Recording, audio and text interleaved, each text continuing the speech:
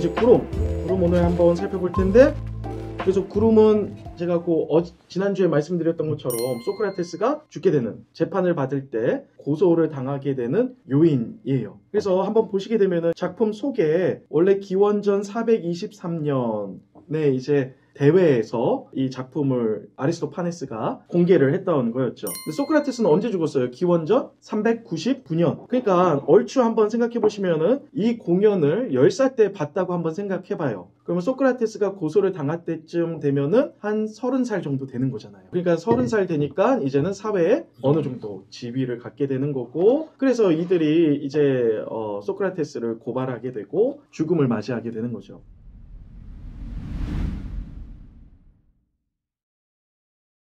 그래서 간단하게 몇 가지만 좀 이야기를 해보면, 시인과 철학자 논쟁이에요. 세상을 보는 방식, 다시 말하면 세상을 파악하는 방식이 시인과 철학자가 달라요.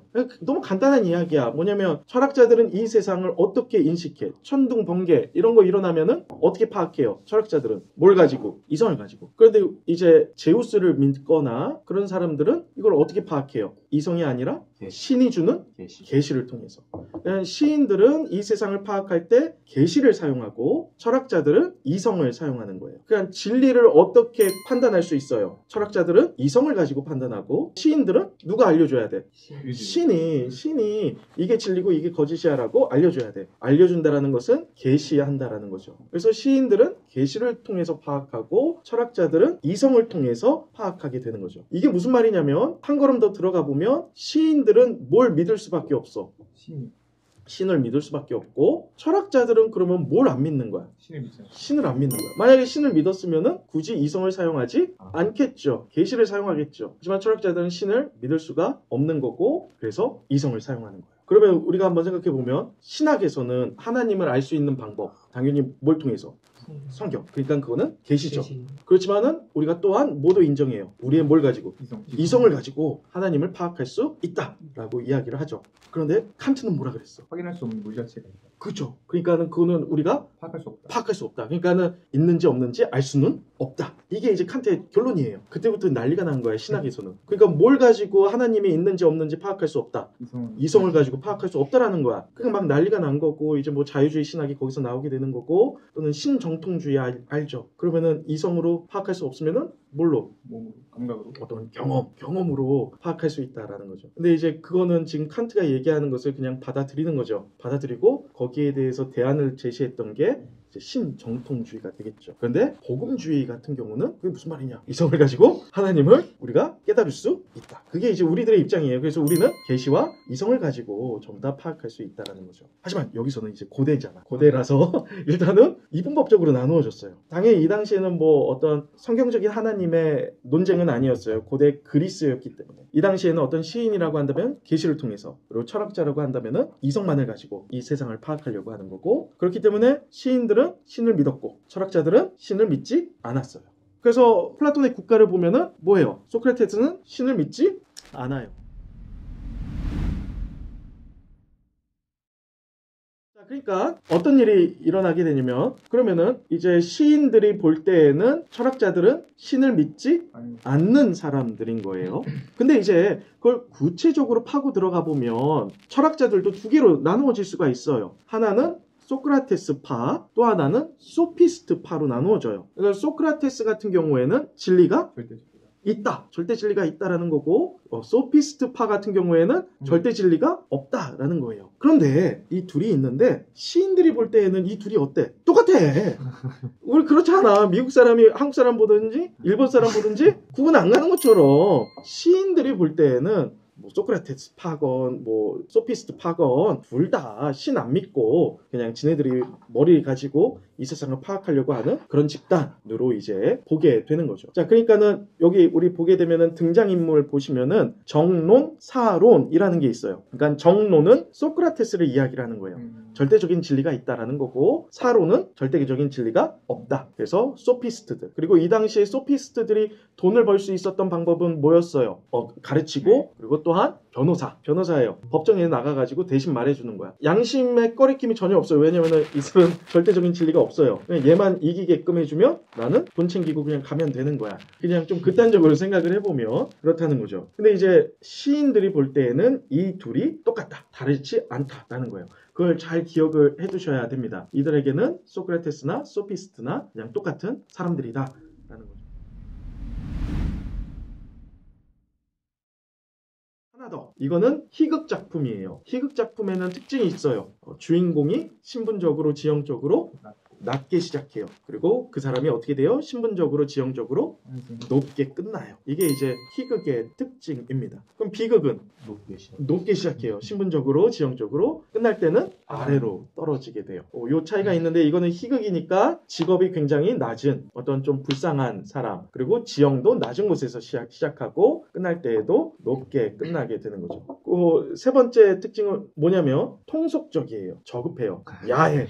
그런 면이 있어요. 근데 이제 당연하죠. 그래서 인기가 많은 거야. 그렇지 않아요? 통속적이고 저급하고 욕도 나오고 좀 말도 안 되는 이야기들도 이제 있는 게 이제 희극의 특징인 거죠. 이거를 한번 여러분들이 잘 기억하면서 한번 작품으로 들어가 보죠. 자, 그래서 등장인물 한번 보게 되면은 스트랩시아데스, 이 사람이 주인공이에요. 그래서 뭐야? 직업이 농부예요. 그래서 뭐예요? 희극의 특징, 주인공이 지위적으로 낮은 지위를 가지고 있어요. 페이디피데스, 이게 이제 아들이고요. 뭐 하인, 이제 소크라테스의 제자 소크라테스 정론사론 말씀드렸고요. 이제 채권자 카이레폰은 이제 철학자, 그쵸? 소크라테스랑 친구이면서 제자인 카이레폰이 나오게 됩니다. 자, 그럼 장소로 들어가 보죠. 장소로 들어가 보면 동틀 무렵 아테나의 외교에 있는 스트랩시아데스의 집, 침대 2개가 보인다. 한 침대에는 페이디피데스가 곤히 잠들어 있고 다른 침대에서는 스트랩시아데스가 이리저리 뒤척이다가 하품을 하며 일어나 앉는다. 이 집 바로 옆에 허름한 오두막 한 채가 보이는데 다름 아닌 소크라테스의 사색장이다. 그림이 그려지나요? 그러니까 스트랩시아데스의 집이 있고 그 옆에 바로 뭐가 있어? 소크라테스의 사색장. 스트랩시아데스가 이제 제우스 왕이시여 밤이 참 길기도 하네요. 끝이 없으니 말이에요. 언제쯤 날이 새려나. 여러분들 잠을 못 자는 이유는 왜 잠을 못 잘까? 고민거리. 대부분 그 고민거리가 뭐예요? 대부분 잠을 못 자는 이유는 대부분 어떤 내가 바라는 게 있는데 그것이 이루어지지 않는 것. 조금 극단적으로 얘기해보면 어떤 욕심, 어떤 이런 것들이 잠을 이루지 못하게 하는 거죠. 뭘 사고 싶은데 그걸 사지 못할 때 잠을 이루지 못하는 거죠. 탁들의 울음소리가 들린 지 꽤 오랜데 하인들은 코를 골며 자고 있다니 그전 같으면 어림도 없는 일이지 빌어먹을 전쟁 같으니라고. 이게 이제 펠로폰네소스 전쟁이 일어났던 시기를 이야기를 하고 있어요. 아리스토파네스의 작품은 전부 다 펠로폰네소스 전쟁 시기가 배경이 됩니다. 그러니까 전쟁 시기니까 하인들 잘못 막 하대하면 어떻게 해? 얘네들은 도망갑니다. 그죠? 군대 간다고 하면서 나가버리는 거야. 그렇죠? 그러니까 함부로 혼낼 수도 없는 거예요. 지금은 제 하인들한테 손찌검도 못해. 그러면 적진으로 도주해버린다니까. 그건 그렇고 여기 이 귀하신 내 아드님께서는 밤새도록 깨지 않고 쿨쿨 주무시며 담요 5장을 몸에 감고 방귀만 뀌시는구나. 중요한 단어는 담요 5장이에요. 담요는 몇 장 필요해? 한 장 필요해요. 5장이 필요해요. 그러니까 얘는 어떤 특징인 거예요? 좀 지가 주의를 많이 병약하다? 그렇네요. 추위를 많이 그렇네요. 그럴 수도 있어요. 하지만 맥락상 한번 보면 귀하게 자랐다. 맞아요. 그리고 어떤 절약한다 아니면은 낭비한다. 낭비가 더 가깝겠죠. 자, 그래서 잠이 토록 오질 않네. 하긴 무슨 잠이 오겠어. 온몸이 물어뜯기는데. 비용, 구유의 비제. 그러니까는 잠을 못 드는 이유가 뭔지 알 것 같아요. 그게 뭐예요? 돈이에요. 빌린 돈을 이제 갚아야 되는 거예요. 그러면 돈을 어떻게 해서 이렇게 많이 쓰게 되었냐? 마지막 줄 보면은 승마라는 거예요. 그게 무슨 말이냐면 아들을 지금 승마를 시키는 거야. 요즘도 그렇지만 이 당시에도 그 승마 시키는 게 비용이 만만치 않았나 봐요. 우리 한번 넘어가 보면 20행 꿈을 꿔도 말꿈만 꾸니 말이야. 그래서 나는 매달 20일이 지나면 죽을 지경이야. 이자를 갚아야 하니까 이봐 램프를 켜고 장부 좀 가져와. 그러니까 지금 스트랩시아데스는 지금 힘들어하는 게 빚이에요. 빚. 돈을 갚아야 되는 거야. 근데 돈이 없는 거죠. 이제 약간 개그 코드인데 25행 한번 보시면 아들이 잠결에 필로온 그건 반칙이야. 자네 주로를 달려야지. 이것 보라고. 이게 바로 내 신세를 망친 화근이야. 잠을 자면서도 노상 말꿈만 꾸니 말이야. 거야. 다음 경주에는 전차를 몇 바퀴 달릴 참이지 모르긴 해도 네가 이 애비를 뺑뺑이 돌린 만큼이 아니겠니? 그러니까 이제 아빠는 지금 너무 짜증나는 거야. 아들이 지금 승마, 우리 어떤 재정 상태도 모르면서 승마를 하겠다고 하는 거죠. 근데 이제 돈을 갚아야 되는 거고. 그러면서 이제 스트랩시아데스가 어떻게 이 상황까지 오게 되었는지를 19쪽 두 번째 스트랩시아데스 한번 보시면은 이제 얘기를 해줘요. 아니 누가 자지 말라니 하지만 내 빚이 언젠가는 모두 내 머리 위에 떨어진다는 것쯤은 알아도 빌어먹을 내 어머니와 결혼하도록 나를 꼬드긴 그 중매쟁이 여펀네나 비참하게 되줬으면 좋겠다. 좀 저급해요. 그렇죠? 고급 단어가 아니에요. 나는 시골에서 더없이 즐겁게 살아가고 있었지. 몸치장도 하지 않고 더운 물에 목욕도 하지 않았지만 자 그러니까 스트랩시아데스는 원래 어떤 사람이에요? 소박하고 절약하는 사람이에요. 하지만 문제는 뭐예요? 벌떼와 양떼와 올리브와 함께하는 행복한 생활이었는데 그때 시골 내기인 내가 메가클라스의 아들 이름 자체가 어때? 메가클래스. 그렇죠? 엄청나잖아. 메가클래스의 아들 메가클래스의 진려와 결혼했는데 그녀도 도해지 아가씨로 거만하고 사치스럽기가 제2코라시 요거는 이제 각주 보시면은 한번 그건 나중에 참고하시고요. 그리하여 내가 그녀와 함께 결혼 침상에 올랐을 때 나는 지게미와 치즈와 양털 냄새가 나는데 그녀는 향수와 샤프란색 옷과 혀를 빠는 키스와 낭비와 식도락과 애욕과 욕정 덩어리였지. 그러니까 아내가 낭비가 너무 심한 거예요. 남편은 굉장히 검소한 사람인데. 자, 이 둘 사이에서 아들이 태어났는데 그게 페이디피데스예요. 근데 이제 이 아들이 태어났을 때에도 이름 때문에 난리가 난 거야. 우리 60행 한번 가볼까요? 그 뒤 나와 내 착한 아내에게 여기 이 아드님이 태어나셨을 때 이번에는 아이 이름 때문에 한바탕 입씨름을 했지. 그녀는 이름에다가 히포스, 그러니까 그 각주 보시면 이제 말, 달리는 말, 그 말을 덧붙여 크산티포스 또는 카리포스 또는 칼리피데스, 그러니까 그 각주를 보시면 뭐 휘날리는 말 뭐 그런 뜻이에요. 되게 멋진 이름이잖아요. 근데 나는 아이의 할아버지 이름을 따서 페이도니데스로 하자고 했으니까 검약가 그죠? 그래서 성격이 너무 다른 거야. 그냥 서로 싸우다가 이제 합의를 본 게 페이디피데스예요. 그러니까 무슨 말이야? 절약하는 말이 돼버린 거야.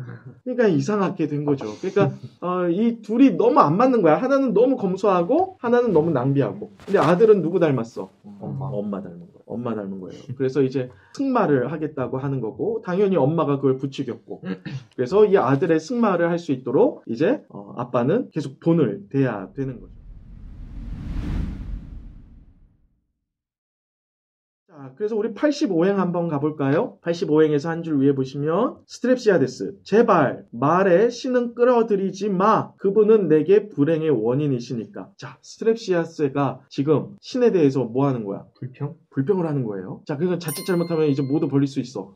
신속모독도 할 수 있는 거야. 근데 아직까지는 지금 그냥 화가 난 거예요. 내 처지가 이러니까 신이 나한테 이렇게까지 하니까 그렇죠? 신에 대해서 신경질이 나는 거죠. 내가 나를 진심으로 사랑한다면 얘야 내 부탁 하나 드려주렴. 무슨 부탁인데요? 그 부탁은 뭐예요? 제발 옆집에 있는 어디 가서 소크라테스네 가서 말 좀 배워와라. 달리는 말 말고 말하는 말. 왜? 이자 때문에 힘드니까. 그렇죠. 그러니까는 채권자들이 몰려오면 내가 돈을 줘야 되는데 돈이 없잖아. 그러면 어떻게 할 수 있어? 말빨로 이겨낼 수 있는 거야. 재판에서 이겨내는 거야. 그렇죠. 그거를 이제 스트랩시아데스는 노리는 거죠. 자, 근데 이제 페이디피데스 아들은 이게 못마땅해. 왜냐면은 그 당시에 이런 사색장에 다니는 것들은 그렇게 멋있는 게 아니었거든요. 우리 백행 가볼까요? 백행에서 두 줄 내려오시면 챗 그 악당들 알겠어요. 창백한 얼굴에 맨발로 다니는 그 협작꾼. 왜 맨발로 다녀요? 소크라테스가 맨발로 다니는 거죠. 악당들 우리 기억하나요? 우리 국가 일 같이 했던 분들은 철학자들이 뭘로 불린다? 악당으로 불린다. 기억하죠? 그렇죠? 그거를 계속해서 이야기를 하는 거예요. 그래서 제발 어울려봐라 라고 하는데 이제 우리 125행 한번 가볼까요? 한 줄 위에 보시면 안 가겠다고 하니까 아빠가 그러면 너 승마도 못해. 그러니까 페이디피데스가 125행 하지만 외삼촌 메가클라스께서는 제게 말이 없다면 가만히 안 계실걸요? 그리로 갈게요. 아버지는 나와 상관없으시니까.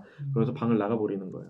야, 이 자식 이거 어떻게 해? 그쵸? 그래서 뭐 아들이 안 한다는데 어떻게 해? 그러면 어떻게 해야 돼?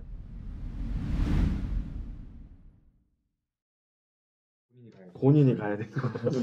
본인이 가요. 그래서 본인이 가서 이제 막무가내로 사색장의 문을 두드리게 되는 거죠. 그래서 쾅쾅쾅쾅쾅 두드렸더니 130회인가 볼까요? 그래도 가야지. 내가 왜 이렇게 망설이지? 문을 두드리지 않고. 여봐라, 걔 아무도 없느냐? 빌어먹을. 누가 문을 두드려야 되는 거야? 나는 페이돈의 아들 스트랩시아데스로 키킨나 출신이요. 무식꾼 같으니라고 이렇게 지각 없이 문을 쾅쾅 쳐대 배태 중인 내 사상을 뭐하다니?